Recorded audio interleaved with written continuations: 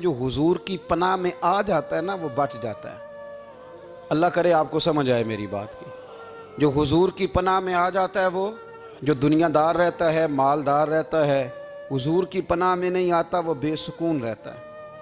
फरमाते यहाँ दुनिया में भी हुजूर की पनाह में आ जाओ, आज ले उनकी पनाह। और आज दलील आपने इब्ने माजा की हदीस लिखी है, हज़रत तमीम दारी हदीस के रावी हैं, आला हज़रत ने लिखी है। फरमाते हैं जो हुजूर की पनाह में आया बच गया। दलील देते हैं, फरमाया इंसान तो इंसान, जानवर भी आते थे तो बच जाते थे। हज़रत तमीम दारी रज़ी अल्लाह तआला अन्हु फरमाते हैं कि हम खड़े थे, एक ऊँट दौड़ता हुआ आया। नबी करीम सल्लल्लाहु अलैहि वसल्लम के पहले उसने कदमों पे सजदे किए। सहाबा कहने लगे हुजूर हमें भी इजाज़त दें। फरमाया वो तो बेजुबान है, उसे तो पता कोई नहीं, पेशे नज़र है वो नौबहार, सजदे को दिल है बेकरार, रोकिए सर को रोकिए यही तो इम्तिहान है। फरमाया उसे क्या पता, तुम तो मुकल्लफ हो शरीयत के, तुम्हें इजाज़त नहीं है। और आला हज़रत ने दो टोक लिखा है, फरमाया सिवाय खुदा के किसी को ताज़ीमी सजदा भी हराम है। ये नोट कर ले मेरी बात। और आला हज़रत ने फतावा रज़विया में लिखा है किसी कब्र पे जाओ तो 4 हाथ दूर खड़े रहो। अल्लाह करे आपको समझ आए। कितने हाथ? 4 हाथ दूर खड़े रहो, सूरत फातिहा पढ़ो, दुरूद शरीफ पढ़ो, जिस कब्र पे गए हो उनकी रूह को इसाले सवाब करो, उनके वसीले से दुआ मांगो। आला हज़रत फरमाते हैं कब्र को सजदा बिल इत्तिफाक हराम है, तवाफ कब्र का करना बिल इत्तिफाक हराम है, बोसा लेने में इख्तलाफ है कि जायज़ है कि नाजायज़ है, लेकिन बोसे से भी चूंकि शक पड़ता है तो फरमाते हैं अहमद रज़ा की राय ये है कि बोसा लेने से भी बचा जाए। वो आ गया तो इससे अगली बातें करता है, बस खामोश रह, बाअदब रह और पीछे रह। तो हज़रत तमीम दारी कहते हैं ये हदीस आला हज़रत ने लिखी है लमन वल उला में। फरमाते हैं कि ऊँट ने पहले सजदा किया, कदम चूमे, फिर उसने हुजूर के कान में कोई बात कही। रोजे दे दिवाले ने गुलामां दियां टोलियां, एक पे सुनदा करोड़ां दियां बोलियां। यानी ऊँट ने बात की तो हुजूर ने वो भी सुन ली। आला हज़रत कहते हैं जो पनाह में आता है बच जाता है। कहते हैं रसूल करीम ने ना ऊँट की पुश्त पे हाथ फेरा और अल्लाह के महबूब फरमाने लगे फिक्र न कर, अब तू आ गया है ना तो जैसे तू कहेगा वैसे ही हो जाएगा, जैसे तू कहेगा वैसे ही। इब्ने माजा में मौजूद है, पर मैं चूँकि फाज़िल बरेलवी रहमतुल्लाह अलैह की किताब से पेश कर रहा हूँ अल अम्न वल उला से, तो मैं उसी अंदाज में पेश कर रहा हूँ जिस अंदाज में वहाँ है। हज़रत तमीम दारी कहते हैं कि हमारी समझ में बात कोई ना आई। थोड़ी देर गुजरी तो कुछ लोगों ने हाथों में रस्सियाँ पकड़ी हैं, खंजर पकड़े हैं, दौड़े आए, या रसूलल्लाह ये हमारा ऊँट है। हज़रत तमीम दारी कहते हैं मैंने देखा कि जब वो आ गए ना खंजर लेके तो ऊँट हुजूर के पीछे छुप गया। आज ले उनकी पनाह, आज मदद मांग उनसे, वो हुजूर के पीछे छुप गया। तो कहते हैं कि नबी करीम सल्लल्लाहु ताला अलैहि वसल्लम ने फरमाया क्या मसला है भाई? या रसूलल्लाह हमारा ऊँट है, ज़िबा करने लगे थे दौड़ा आया है। तो हुजूर फरमाने लगे वो तो तुम्हारी शिकायत कर रहा है। वो कहता है या रसूलल्लाह मैंने बरसों इनकी नौकरी की, बरसों मैंने बड़ी नौकरी की। सही कहता है या रसूलल्लाह? ठीक कहता है। हुजूर अब बूढ़ा हो गया हूँ, थोड़ा ज़्यादा बोझ नहीं उठा सकता, तो मुझे ज़िबा करके खाना चाहते हैं, मैं मरना नहीं चाहता। नबी करीम फरमाने लगे अच्छे लोग ये सिला देते हैं। उन्होंने अर्ज़ की हुजूर आप हुक्म कर दें, हम इसको छोड़ देते हैं या रसूलल्लाह, नहीं ज़िबा करेंगे, खिदमत करेंगे। हुजूर फरमाने लगे नहीं अब मेरे पास आया है ना, अब मैंने वापस नहीं करना, आज हो गया है, आज ले उनकी पनाह, आज मदद मांग उनसे, आज हो गया या रसूलल्लाह फिर रख लें। हुजूर ने फरमाया नहीं भाई पैसे बताओ कितने? या रसूलल्लाह नहीं नहीं कुछ नहीं। नबी करीम अलैहिस्सलाम ने फरमाया नहीं बताओ कितने, बताओ कितने? उन्होंने कहा हुजूर एक दफा रेट लगाया था तो 100 दिनार लगा था। हुजूर ने फरमाया बिलाल दे दो 100 दिनार। 100 दिनार दे दिया। आला हज़रत फरमाते हैं देखो उनकी पनाह में आने की बरकतें कितनी हैं। उनसे कहा तुम जाओ, वो चले गए। हुजूर ने पुश्त पे हाथ फेरा, फरमाया जा तू आज़ाद है। हज़रत तमीम दारी कहते हैं वो पहले गया फिर पलट के आया, उसने नबी पाक के कान में को बात की, कई बातें की, पर मैं एक बात करता हूं, कई बातें की, एक बात की तो हुजूर रो पड़े। ऊंट चला गया, हमने अर्ज़ की हुजूर ये क्या कह गया है? तो महबूब फरमाने लगे ये कह गया या रसूल अल्लाह जिस तरह आपने मुझे छुरी से बचाया है मैं दुआ करता हूं अल्लाह आपकी उम्मत को जहन्नुम से महफूज फरमाए, अल्लाह जहन्नुम से बचाए आपकी उम्मत को। इस तरह मुझे छुरी से आपने महफूज किया। आला हज़रत फरमाते हैं किन चक्करों में पड़े हुए हो, किन चक्करों में? पैसों की पनाह लेते हो, ओहदों के पीछे छुपते हो, दौलत के पीछे छुपते हो, ताल्लुकात के पीछे छुपते हो। फरमाया मुसीबत आएगी तो ये सारे हट जाएंगे। अगर पनाह लेनी है तो मदीने वाले महबूब की पनाह लो, दरवाजा रसूल पे आओ, नबी करीम की बारगाह में झुको, हुजूर से प्यार करो। आला हज़रत फरमाते हैं महबूब का अदब करो, रसूलुल्लाह की गुलामी करो। फरमाते हैं फिर के गली गली तबाह, ठोकरें सब की खाएं क्यों, दिल को जो अक्ल दे खुदा तो तेरी गली से जाए क्यों। और फरमाने लगे जान है इश्क मुस्तफ़ा, रोज़ फुजूं करे खुदा, जिसको हो दर्द का मज़ा वो नाज़े दवा उठाए क्यों, जिसको हो दर्द का मज़ा वो नाज़े दवा उठाए क्यों। उन्होंने महबूब करीम की मोहब्बत का पैगाम दिया, सहाबा की मोहब्बत का, बोलिए, सहाबा की मोहब्बत का। पूरी किताब लिखी हज़रत सिद्दीक़ अकबर जनाब उमर के फ़ज़ाइल पर। और मज़े की बात यह है कि आला हज़रत ने ना उर्दू शायरों में से किसी को तौफीक नहीं हुई हुजूर को शहनशाह कहने की।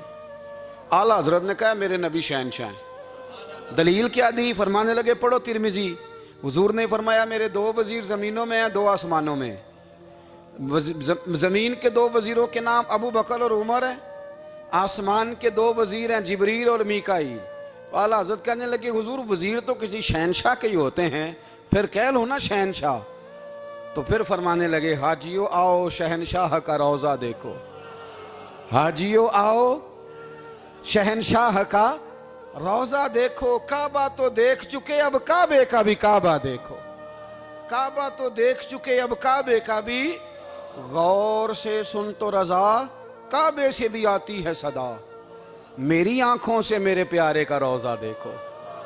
आला हज़रत ने सारी ज़िंदगी और सहाबा किराम की बात की, अहले बैत की बात की, औलिया की बात की, सूफिया की बात की, दिफा किया सबका, सबके शानों में लिखा, उम्मत को बतलाया कि अपने बुजुर्गों से जुड़े रहोगे तो बचे रहोगे। आला हज़रत ने तंज करने से, तनकीद करने से, बिला वजह गलतियां निकालने से और एक दूसरे पर लान तान करने से हमें बचने को कहा। आला हज़रत फरमाते हैं कोई इल्म अगर आ जाए ना तो उसका माना ये नहीं कि सबको जाहिल समझ लेना चाहिए। समझ आ रही है मेरी बात की? हम जिस शोबे में भी होते हैं ना, सामने वाले को अनपढ़ ही समझते हैं। मौलवियों के बारे में बाद लोगों का ख्याल है कि ये पता नहीं कौन सी मखलूक है, इनको क्या पता दुनियादारी का। मैं सही कह रहा हूँ। इसी तरह जो मेरे शोबे से ताल्लुक़ रखने वाले लोग हैं वो कहते हैं शायद सारे ताजर 2 नंबर तरीके से ही माल कमाते हैं। ये हो नहीं सकता, ऐसा हो नहीं सकता। हमें ना दूसरों की अहमियत की खबर रखनी चाहिए। हम एक दूसरे से प्यार, हम तंज करते हैं, तनकीद करते हैं। फाज़िल बरेलवी मना करते थे, आप फरमाते ये तरीका दुरुस्त। हम जब गलतियां निकालने पे जाते हैं तो माज़अल्लाह इतना ऊपर बन जाते हैं कि माज़अल्लाह सुम्मा माज़अल्लाह अल्लाह रसूल तक पहुंच जाते हैं।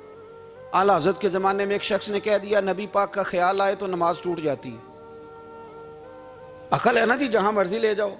वो कहने लगा जी मैंने खालिस अल्लाह के लिए पढ़नी है ना फ़लसफ़ा अजीब।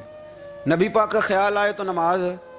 आला हज़रत फरमाने लगे तू बड़ा ही पागल है, जब तू कहेगा अस्सलामु अलैका अय्युहन नबी ख्याल आएगा कि नहीं? फरमाने लगे तू बड़ा ही नादान है, जब तू कहेगा अल्लाहुम्मा सल्ली अला मुहम्मदिन व अला ख्याल आया कि नहीं आया? फरमाने लगे तू नबी पाक की बात करता है, नमाज में तो अब्बा अम्मा का भी ख्याल आता है। रब्बना ग़फ़िरली वाली वालिदैया। फरमाने लगे रब्बे के ख्याल से नहीं टूटती तो मदीने वाले के ख्याल से कैसे टूट गई? फरमाने लगे बड़ा ही बेवकूफ़ है तू। आला हज़रत फरमाने लगे तू कहता है हुजूर का ख्याल आए तो टूट जाती है। फरमाने लगे जब तक हुजूर का ख्याल आए ना नमाज होती ही नहीं, जब तक हुजूर का ख्याल ना आए नमाज होती ही नहीं, सवाल ही नहीं पैदा होता। लोगों ने कहा जनाब वो किस तरह? तो आला हज़रत फरमाने लगे अल्लाह ने कहा कुरान में वाक़ई मुस्सलात नमाज पढ़ो, ये नहीं बताया कितनी पढ़नी है, और ये भी नहीं बताया फजर की कितनी पढ़नी है, ये भी नहीं बताया जोहर की, ये भी नहीं बताया क़याम कैसे करना है, हमें ये भी नहीं बताया रुकू कैसे करना है। हमें पता कैसे पता चला? जब सहाबा ने कहा ना रब कहता है नमाज पढ़े तो कैसे पढ़ें, तो हुजूर फरमाने लगे सल्लू कमा रअयतुमूनी उसल्ली, नमाज उस तरह पढ़ो करो जिस तरह मुझे पढ़ते हुए देखते हो। तो कहा ये तो कैसी अजीब बात कर रहा है कि नबी करीम सल्लल्लाहु अलैहि वसल्लम का ख्याल आए। और फिर बड़ी मज़ेदार बात, एक शख्स ने आला हज़रत से आके ना, उस ज़माने में ना एक आर्या मज़हब होता था, अब अल्लाह का शुक्र है वो कोई नहीं। अब वैसे जो बड़े नए नए मज़हब निकल आए हैं, जो आदमी जितना पढ़ जाता है माज़अल्लाह वो एक नई बात ही शुरू कर देता है, और जो अनोखी बात करे उसके पीछे रश भी ज़्यादा हो जाता है। स्टाइल ज़रा हटके हो ना जी तो ज़रा माहौल जल्दी बन जाता है। तो वो आर्या मज़हब था, तो वो एक आर्या आ गया आला हज़रत के पास, आके कहने लगा कि फ़र्ज़ की अहमियत ज़्यादा है कि सुन्नत की। तो आला हज़रत फरमाने लगे भाई अहमियत तो फ़र्ज़ की ज़्यादा है। तो कहने लगे आपका वज़ू तो फिर सुन्नत से शुरू होता है।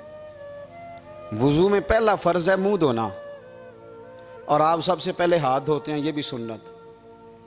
नाक में पानी डालना ये भी, कुल्ली करना ये भी। मेरी बात की समझ आ रही है? उसने कहा ये आप अजीब लोग हैं, फ़र्ज़ अगर बड़ा है तो पहले फ़र्ज़ होना चाहिए था। समझ आ रही है मेरी बात की?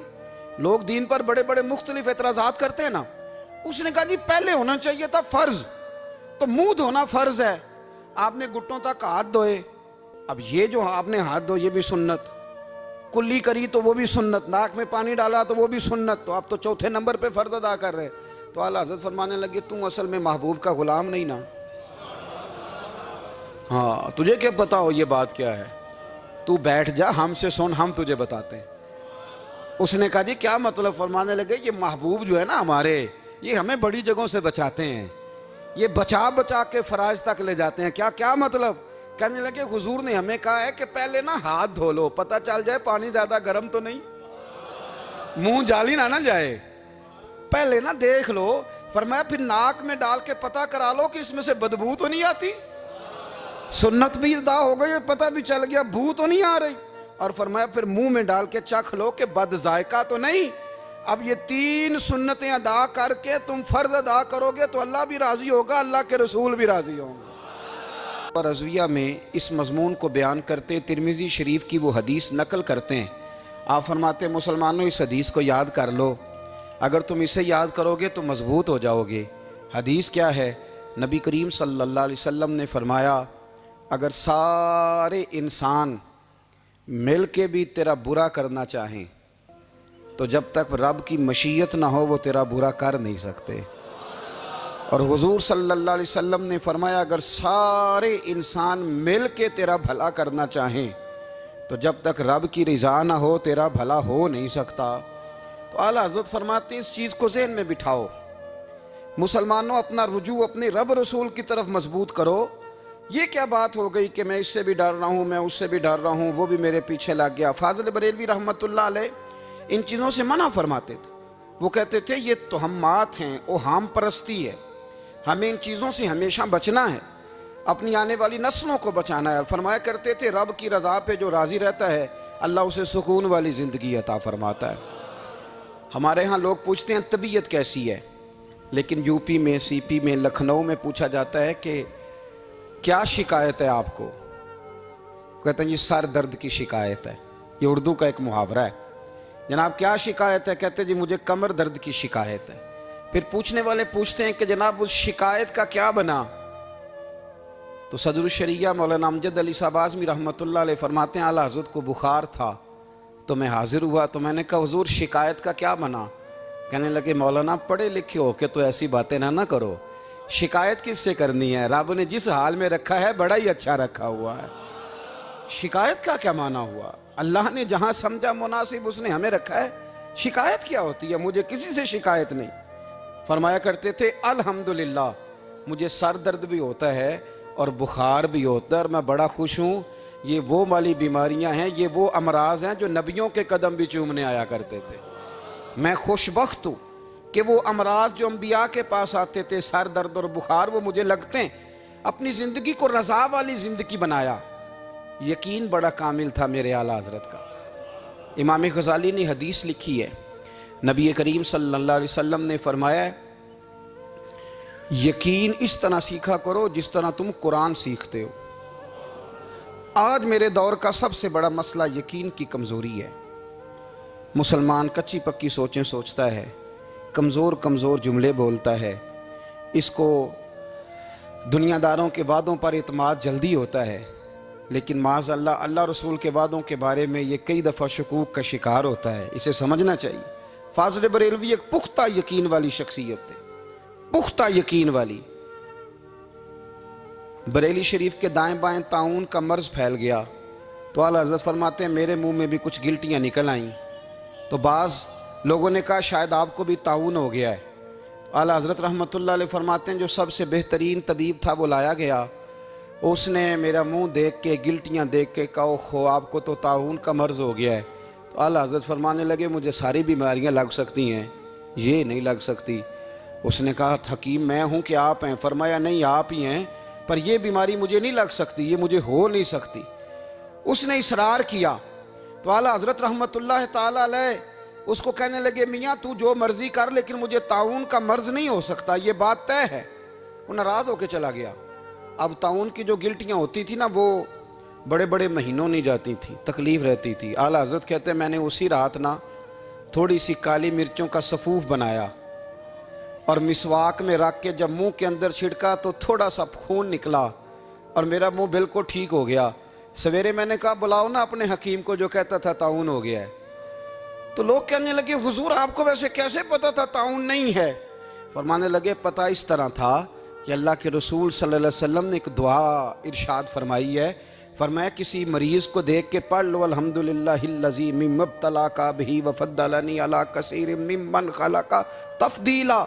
हुजूर ने फरमाया किसी बीमार को देख के, मुसीबत वाले को देख के ये दुआ पढ़ो, तुम उस मुसीबत में शिकार नहीं होंगे। फरमाने लगे मैंने ताउन के मरीज़ को देख के दुआ पढ़ ली थी। तारे टूट सकते हैं, चांद गिर सकता है, सूरज अपनी जगह छोड़ सकता है, पर मदीने वाले महबूब की बात गलत नहीं हो सकती। ये मेरा यकीन कामिल है। साढ़े नबी दी जुबान साढ़े वास्ते कुरान, ये बात गलत हो सकती? मजबूत यकीन फाज़िल बरेलवी का, मजबूत नजरियात। आला हज़रत रहमतुल्लाह ताला अलैह से किसी ने कहा आप किस तरह के मोमिन हैं, किस तरह के मोमिन हैं? तो आला हज़रत फरमाने लगे मेरा दिल चीरो, उसको खोलो, एक तरफ ला इलाहा इल्लल्लाह लिखा होगा, दूसरी जानब मुहम्मदुर रसूलुल्लाह लिखा होगा। खोल के देख लो। एक तो यकीन की। फिर दूसरी बात, खुश्क लोगों को जिंदगी गुजारने का मजा कोई नहीं आता। जिंदगी गुजारने का मजा उसे ही आता है जिसे किसी से प्यार हो जाता है। बाकी ना देखे ना, एक बंदा जबरन एक शख्स बच्चे पालता है, वो कहता है ये मेरे लिए क्या मुसीबत है 5 बच्चे, और एक शख्स को बच्चों से प्यार हो जाता है। वो जवान भी है, खूबसूरत भी है, पर ईद पे कपड़े नहीं खरीदता। बीवी से कहता मैं पुरानी पहन लूँगा पर बच्चों को नहीं ले दे। और भाई तेरी ख्वाहिशें मर गई हैं, तेरी खूबसूरतियों की तरफ जाने की आरज़ुएं ख़त्म हो गई। तो कहने लगा सारा कुछ है पर बच्चों से प्यार जो हो गया। आला हज़रत रहमतुल्लाह अलैह बहुत बड़े फ़लसफ़ी थे, मंतकी थे, बहुत बड़े साइंसदान थे। यहाँ बड़ा संजीदा इज्तिमा है, मैं बड़ी ख़ास बात करने लगा हूँ। सारे साइंसदान कहते हैं ज़मीन घूमती है। आला हज़रत ने इतनी मोटी किताब लिखी है ज़मीन साकन है। फरमाते थे हम जैसे मर्जी साइंसदान कहेंगे आपने दलाइल दिए हैं। आप फरमाते हैं जब नबी करीम अलैहिस्सलाम की हदीस मुस्लिम शरीफ में मौजूद है कि जब अल्लाह ने ज़मीन को पैदा किया ज़मीन कांपने लगी तो अल्लाह ने पहाड़ों को मीखें बना के, किले बना के अंदर लगा दिया तो ज़मीन ठहर गई। फरमाने लगे जब मुस्तफ़ा करीम ने कह दिया ठहर गई है तो सारे साइंसदान भी कहें तो हम मानने को तैयार नहीं कि घूमती है। उन्होंने दलाइल दिए। वो हमें ना रोज़ कह देता है डॉक्टर आपकी तबीयत ख़राब है, खांसी है, घर में किसी और को तो नहीं? हाँ जी है जी। वो कहते उसी की वजह से हो गई है। ओ खुदा के बंदे, नबी करीम अलैहिस्सलाम ने फरमाया बीमारी मुताद्दी नहीं होती, एक से दूसरे को नहीं लगती। और बड़े सादे अंदाज में मुस्लिम की हदीस है, एक सहाबी ने कहा या रसूलल्लाह मेरे ऊँट को उस ऊँट से खारिश पड़ गई है। तो अल्लाह के रसूल फरमाने लगे तेरे ऊँट को तो उससे पड़ी तो उसको कहाँ से पड़ी थी? कहने लगा जी वो तो कुदरती मामला है। तो हुजूर फरमाने लगे ये भी कुदरती मामला है। अब हमें जो मर्जी, आला हज़रत के ज़माने में लोगों ने कहा कशिश सकल है, ज़मीन अपनी तरफ चीज़ों को खींचती है। दलील क्या है? वो कहने लगे जी सेब गिरता है तो ज़मीन पे, आम गिरता है दरख्त से तो ज़मीन पे, अमरूद गिरता है तो, अनार गिरता है तो ज़मीन में कशिश है, खींच लेती है। आला हज़रत फरमाने लगे शाबाश, साइंसदान जो कहेंगे हम मानेंगे। फरमाने लगे ज़मीन ने आधा किलो का सेब खींच लिया है, 1.5 पाव का अनार खींच लिया है, पर हमने गुब्बारे में 1.5 छटांग हवा भर दिया, वो तो ज़मीन से खींचा नहीं गया। ये किस किस्म की कश शकल है? ये अभी 2 साल पहले डॉक्टर अब्दुल कदीर खान का मजमून छपा था रोज़नामा जंग में। वो कहता है मुझे वो मौलवी चाहिए था जिसके पास कुरान हदीस भी हो और साइंस के उलूम भी हों। कहता मैंने ज़माने के दरवाजे खटखटाए, फिर मैं पहुंचा बरेली के इमाम के पास, और कहता है वहाँ जाके ना मैं ठहर गया हूँ, इसलिए कि मुझे कुरान और सुन्नत का नूर भी मिला है और मुझे साइंस के रमूज भी मिले हैं। ये वाहिद शख्स है, ये वाहिद शख्स है जो दीन को साइंस का पाबंद नहीं करता, बल्कि साइंस को मदीने वाले का गुलाम बनाता है, मदीने वाले का गुलाम बनाते। तो आला हज़रत फरमाने लगे अजीब फ़लसफ़ा है ना जी। आम खींच लिया उसने, सेब खींच लिया, अमरूद खींच लिया, पर उससे 1.5 छटांग वाला गुब्बारा। तो लोगों ने कहा हुज़ूर फिर मसला क्या है? आप फरमाने लगे मसला ये है कि हर चीज़ अपनी असल की तरफ लौट जाती है। हर चीज़ अपनी, सेब अमरूद अनार ज़मीन से पैदा होते हैं तो ज़मीन पे गिरते हैं। हवा की असल ऊपर है, इसलिए जब गुब्बारे में हवा भरेंगे तो हवा उसको ऊपर ले जाएगी। हाँ, जब उससे हवा निकल जाएगी तो फिर गुब्बारा जो जिसकी असल होती है उधर लौट जाता है। इंसान मिट्टी से बना है तो जाता कहाँ है? मिट्टी देते मिट्टी रहना ही एवं कादी बल्ले बल्ले, अज मिट्टी दे उत्ते बंदिया ते कल मिट्टी दे थल्ले। तो आला हज़रत रहमतुल्लाह ताला अलैह ने ना अपने सारे उलूम को नबी पाक का गुलाम बना दिया। आप फरमाया करते थे आज ले उनकी पनाह, आज मदद मांग उनसे, कल न मानेंगे क़यामत में अगर मान गया।